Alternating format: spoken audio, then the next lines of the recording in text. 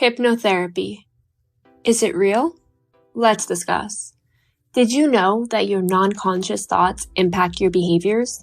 In fact, studies have shown that the non-conscious mind is more powerful than the conscious mind when influencing your thought patterns. Trained hypnotherapists can guide you into your subconscious mind to uncover the experiences that have resulted in negative thoughts and limiting beliefs so that you can work to reframe and move forward.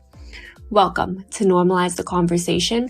I'm your host, Francesca Reicherter, and today I'm joined by a doctor of chiropractic who offers an array of holistic services, including craniosacral massage and hypnotherapy, Dr. Mary. Join us as we dive deep into the power and influence of the subconscious mind. Dr. Mary, thank you so much for joining me today. I am so excited to have you back on the podcast. Before we jump in and talk about all the amazing work you're doing, I really want to check in with you. How are you really? I'm doing amazing, ups and downs, just like everyone else in the world, but chin up. I'm doing really amazing. I wrote 4 books. One was mainly for adults, pediatric wellness. It talks a little bit about plagiocephaly, torticollis, and lip and tongue tie, pre and post surgery, and also about like childhood development that can help a parent navigate like their children's growth and development. I just published a chiropractic story, which is a cute little story following a girl in her journey of health and wellness, including chiropractic care. It will go into some of the techniques that chiropractors use so that you could even explain to other families and friends in a very easy way what chiropractic is and how it could benefit your child. This is my original, a craniosacral story, which talks about craniosacral. And right now I'm actually doing live readings on Instagram to explain the pages and why and how things work. And this one my mom wanted me to publish, Dr. Knock's Holistic-y Twisty Nursery Rhyme. I love that one. It's so cute, right? Yes. So like I have really fun writing them. I love reading them and I love hearing like moms love it. I have this one parent who's like the little kids fight over the book. And it's just the cutest thing. And like the book they're fighting over is like my book, which is about health and wellness. So I'm glad that they're getting that holistic-y education.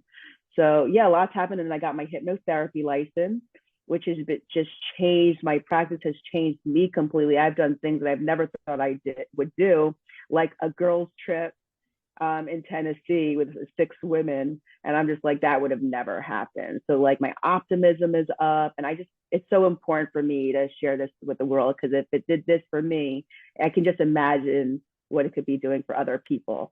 So I'm super passionate. I'm super excited. And I'm excited to be here 3 years later talking to you, who's also kind of like blossom and is just as beautiful and successful as ever. So I'm happy to be here. I love this growth for us both. I mean, wow, 4 books and now this new certification. I am so excited to learn more about it. I know as a future therapist myself in school right now for my master's in psych, we learn about all these different modalities, but one I haven't learned anything about is hypnotherapy. And there are so many positive reviews toward it, just not enough conversation. So can you tell us a little bit more about what hypnotherapy actually is? Yeah, so I'm going to share my screen to give you the whole picture.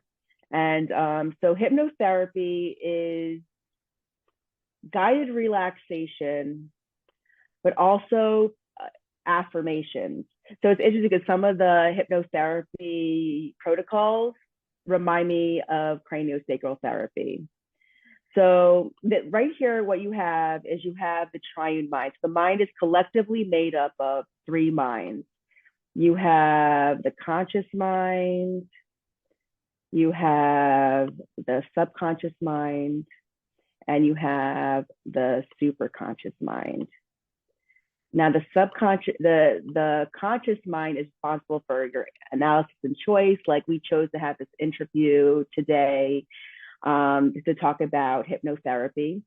The conscious mind is responsible for inductive and deductive reasoning. It's responsible for logic and learning through the five senses.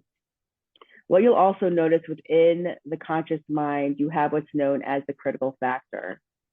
That critical factor is also known as your inner chatterbox. You know how like you have like these conversations with yourself, like you can't do this, and you're like, yes, I can. So it's almost like that chatterbox that never really quiets down, and it really is a protective mechanism. Usually, if the thought that's coming in doesn't line up with what the critical factor believes, it will shoot it back out. So it could be like an idea that maybe you're not really open to, and it's because like this critical factor is kind of like trying to protect you, or trying to protect your mind.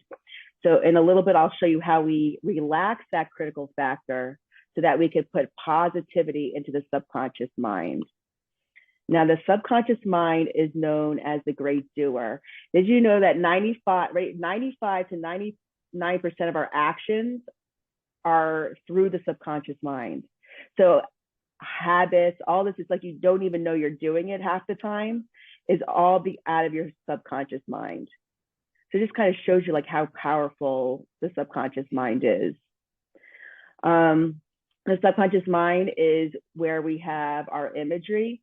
So the conscious mind, we speak through words. So my words interpret your words, and your words interpret my words. The subconscious mind communicates with our conscious mind through imagery. So pictures, memories, dream work. It's also where the seat of emotions are. So whenever you're feeling sad or angry, those are subconscious, those are reactions coming out of the subconscious mind. What you'll also notice within this subconscious mind, you have negative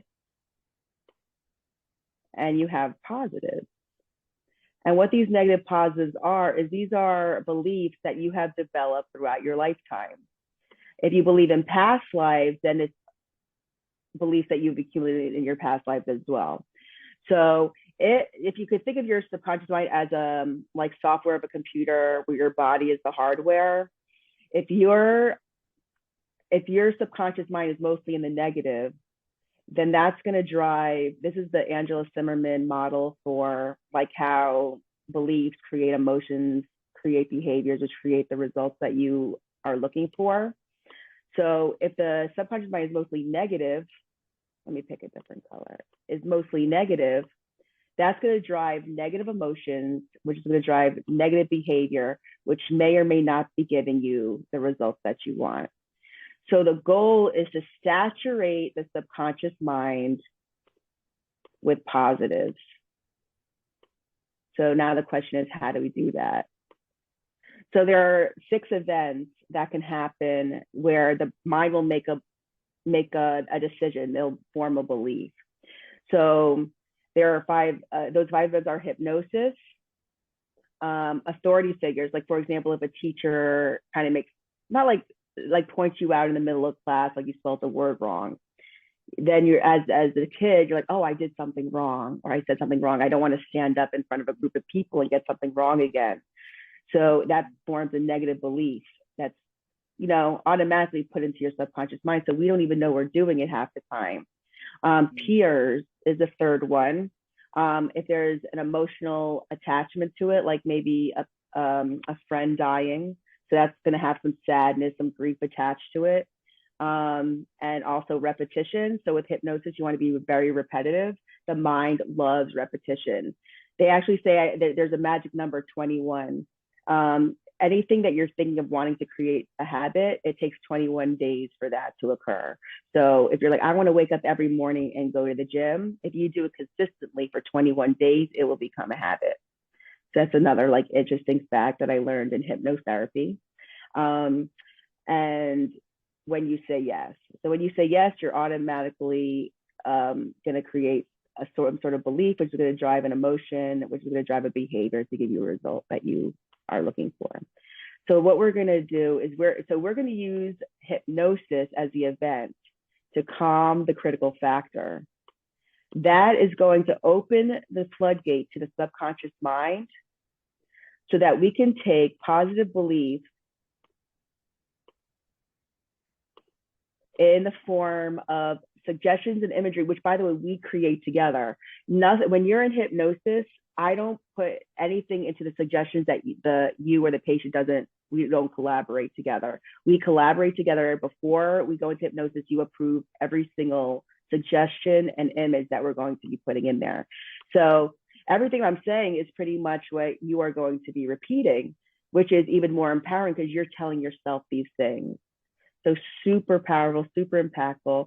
So we're going to use hypnosis and we're going to put the positive beliefs in the form of suggestions and the imagery into the subconscious mind and flood the subconscious mind with positivity. But then what's going to happen once our subconscious mind is acting out of positivity, that's going to drive positive emotions, which is going to drive positive behaviors, which is not only going to help you get the result that you want, but it's also going to just help you live a happier and more optimistic life. So just so much wonderful things just by creating a more positive subconscious mind. The ultimate goal is to have all three in alignment, because once all three are in alignment, then you're able to talk to your superconscious mind, which is your problem-solving intelligence, the mind of love, healing, intuition, creativity, wholeness, and spirit. So that would be like your gut feeling, your gut intuition. So that's how hypnotherapy works. And it's interesting because whether you think it works or not, just by continuously doing it every single day, you're going to flip that subconscious mind into the positive. So this is how hypnotherapy works. Did you have any questions on? Oh, I am model? so excited to ask a million questions. Okay. This is very like Freud, right? Mm-hmm. I remember learning this. And one thing that really surprised me when I had learned through that model was how an event can shape a belief, which can shape the emotion, behavior, and cause the result. So for example, if I got injured really early on in life, right? I was playing soccer, I fell and sprained my ankle, and now I believe that I'm clumsy. And I've developed this kind of fear toward playing soccer. And I just feel like clumsy and not good enough to be an athlete. My behavior is going to turn into, I'm not going to try anymore. I'm not going to want to play soccer. I'm not going to want to play any sports. I might even start sitting out in PE and just become very afraid of any physical activity. And the result is I no longer am an athlete, or I no longer want to try, or I don't want to work out, and it can cause long-term shifts. So now years later, lacking some motivation maybe and great opportunity to, at least what people always tell me is like exercise will really help get your strength up, get your energy up. But now I don't know why I don't want to exercise, but going to the gym, going for a run, this all seems like inside my mind, it's just not going to happen. I don't want to do it. I don't know why. And going back into those early events and what created that negative attitude can be so important. And yet I feel like that was just something that blew my mind that seems so simple. I mean, I know it's very complex, but it seems so simple to look back into those early events and how it shaped those very early beliefs. We often don't do that. So in hypnotherapy, what does the process actually look like? How do you kind of figure out what event to look back toward? So there's different protocols for different goals. Usually when you go to a hypnotherapist, you'll have a goal in mind. And the wonderful thing about this type of hypnotherapy is that we're not replacing a negative with a negative. So like if someone's coming in and they're smokers, we won't say whenever you smoke, you feel like you're tasting whatever, something really gross. Well, instead we say you prefer to breathe clean air. So like even our approach of wanting to flip the negative with a positive is a huge, it's so important. So there's like integrating resources to heal the past. So what we'll do is we'll induce hypnosis. If that's your goal, I want to find out why I have such an aversion to this activity. So then we induce hypnosis using guided relaxation and deepening. And then we say, like your mind is now filled with when this all began. And your mind will go to exactly where it began. And then you have the opportunity to look at the event from your adult self. So you're like looking at the memory as just an observer. So it's like kind of looking around and seeing, okay, what happened in this incident? What kind of resolution do I need? And also another beautiful thing, which I think I mentioned before, was with the body can't decipher between reality and imagination. So we may even, or the client may even start creating like a new memory within their hypnosis session. I had this one patient who experienced a rape. And so when she was in hypnosis, her adult self went and said, "Come on, little girl, we're getting out of here."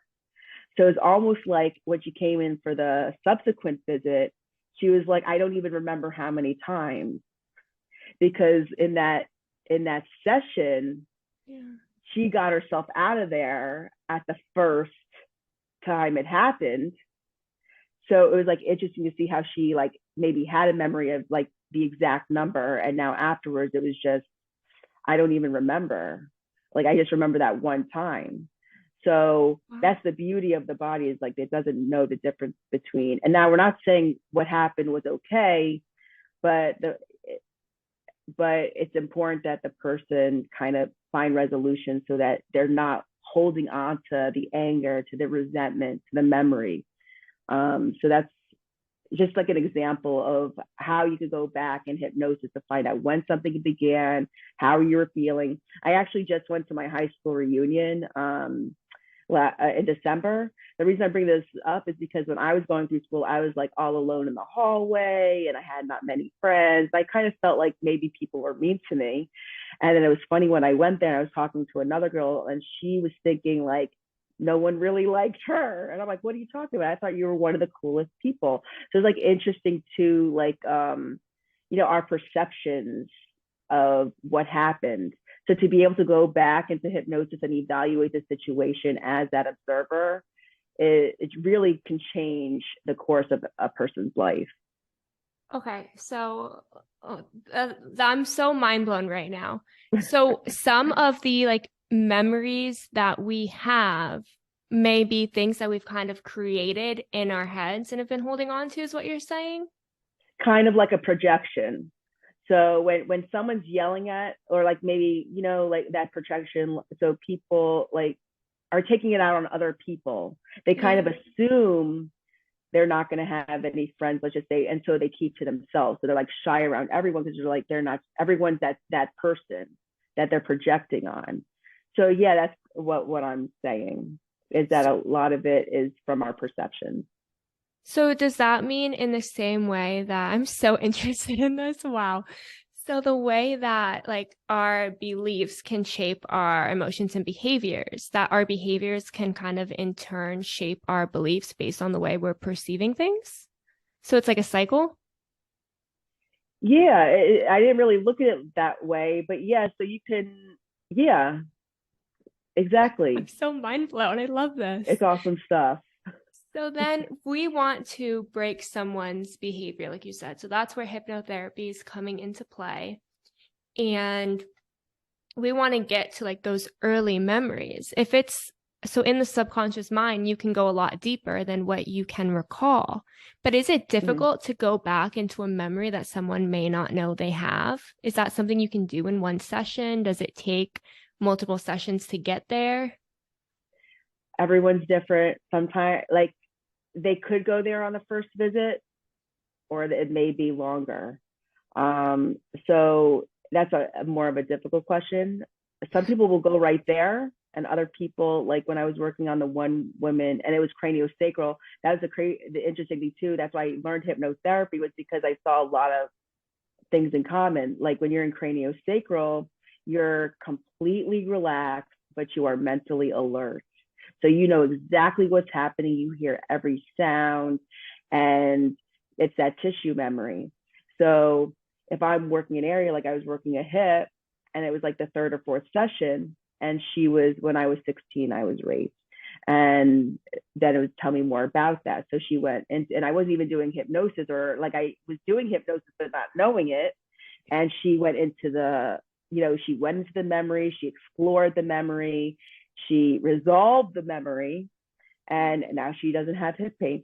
So it depends on the person. Some people just want to go in, but the mind will never show you something that would hurt you. Like if you're not ready to see that memory, your subconscious mind is not going to show it to you. So, which is like a protective mechanism that the mind did to, make sure when the person is ready, they will receive that message. So our body also can store pain from these memories. Mm-hmm.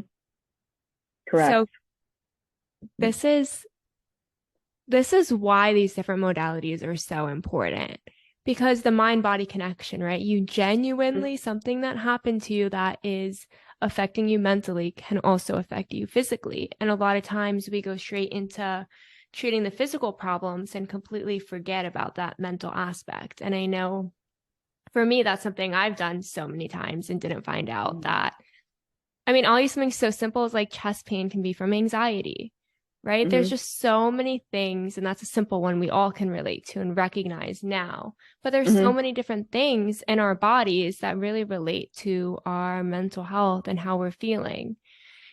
So I think with hypnosis, hypnotherapy, due to a lot of the way it looks in movies, right? They bring someone on stage and they're clacking like a chicken. And there's a lot of just misconceptions about it, right? Yeah. So absolutely. What do you think is one of the biggest misconceptions? I would see losing control, which is interesting because in hypnosis, the person is in complete control. So when you go to a stage show and you don't get hypnotized, they tell you you can't be hypnotized. But that's not true. They have a goal. They want you to cluck like a chicken. So it's just interesting. So that's people who've had that experience. Like when someone, an authority figure, tells you can't be hypnotized, those types of people could be a little bit more tricky, or have a little bit, because they were told you can't be hypnotized. So it's always you have to reverse that belief. I know there's a lot of movies like Get At. There's so many. But yeah, losing control is probably the biggest one. But here's another thing: is you will never do anything that's outside your moral code. I will never be able to convince you to rob a bank, because that goes against like you come out of a hypnosis and say, what are you, absolutely crazy? Like, I'm not going to do that. Like you're not going to do it.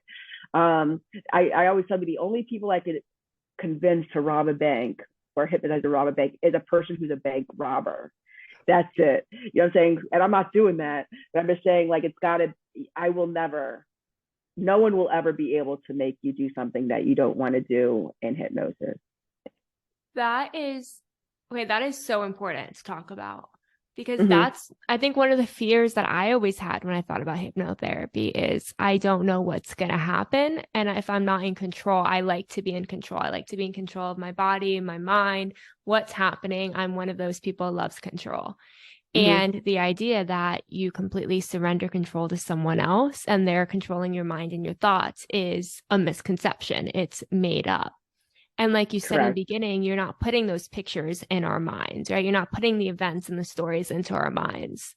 So what's an example of a way you kind of facilitate it so that they are able to come up with the event or the memory or the belief on their own?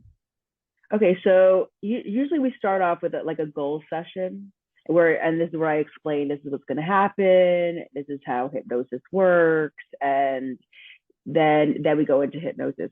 Now it's interesting because some people, when I'm counting people out of hypnosis, they'll open their eyes sooner, and I will let them know it's because you're in control, not me.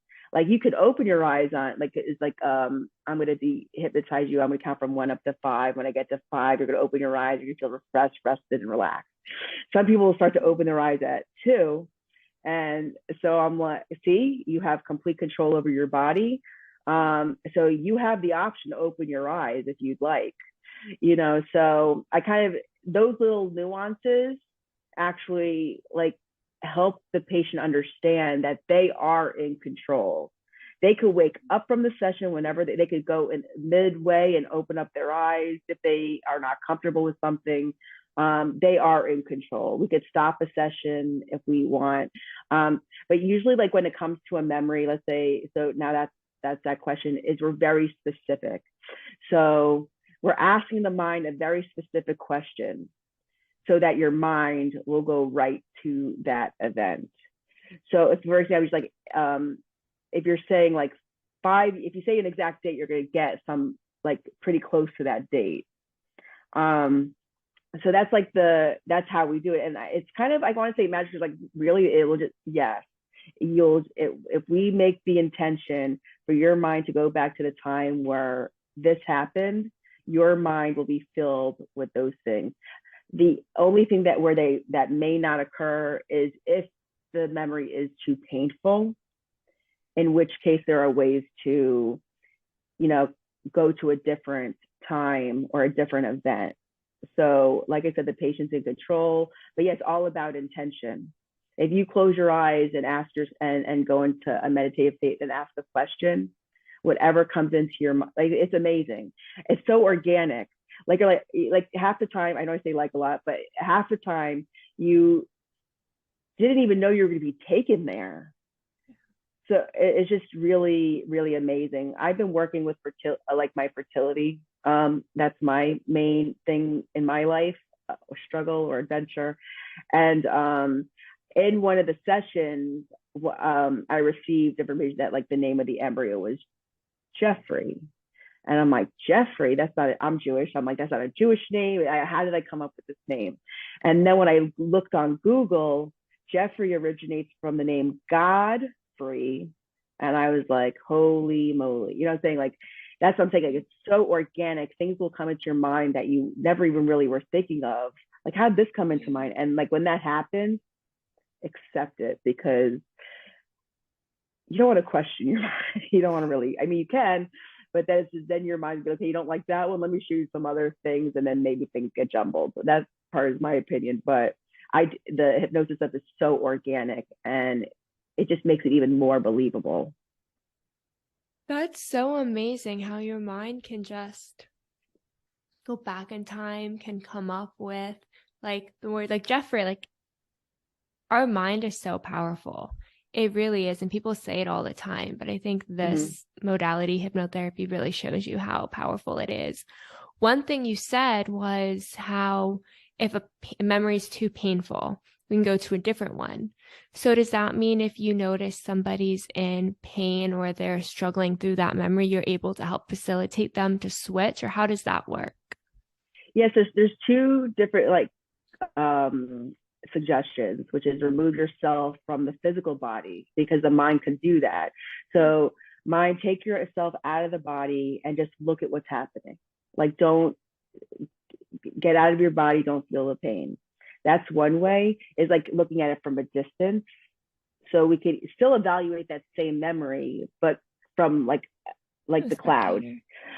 Or you kind of say, are you comfortable processing this today? If they say no, then we just switch. I would make an educated decision at the time. This is where we're going to go. Maybe I count out and dehypnotize. It really depends on the person. And maybe we would do some resource anchoring, which is it's a technique. This is a mudra. It's known as a mudra, but there's ways to create positive memory anchoring with hypnosis using this hand position. So there's like a million ways I can go in that situation. But yeah, like I said, it's the patient, it's your session. So if you don't want to process, if it's too painful at that time, we can leave it and come back to it. We could come out of hypnosis and talk about it and become that empathetic listener. And then when they're ready, even just by doing that and just the awareness of the event is like a good step. So you are not going to be trapped in a painful memory. You are in control. Hypnotherapy is a great way to look back into those unconscious thoughts, beliefs that are influencing your current behavior. What else do you wish people knew about hypnotherapy? One of the things is like from a chiropractic perspective or a health perspective is when you are in hypnosis, you are activating relaxation. When you're activating relaxation, you're activating the parasympathetic nervous system, which is your rest and digest. So people who have IBS or Crohn's or any sort of gastrointestinal condition, this will help. It's good for rest, so rest and digest, so better sleep. It boosts immune function. I have not been sick since I took hypnotherapy. I'm not saying it's a direct correlation, but it's definitely part of the process. So one of the like sessions so while you go to hypnotherapy school, just like you go to a mental health counseling school, you practice with your friends.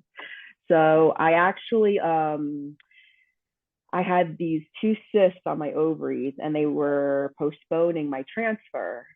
And obviously, a super emotional roller coaster. My hearts go out to any couple who's experiencing infertility because it really is a rough road. And that's one of the niches I would love to get into because these couples could use all the like mind support that they can get. But by doing the hypnotherapy, the message was to me, live your life. Don't just focus on this.